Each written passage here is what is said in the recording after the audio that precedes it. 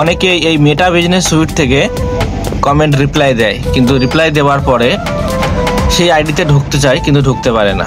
অনেকে কিন্তু আমাকে হোয়াটসঅ্যাপে বলেছে যে মেটা বিজনেস সুইট থেকে আমি কিভাবে তার আইডিতে যাব।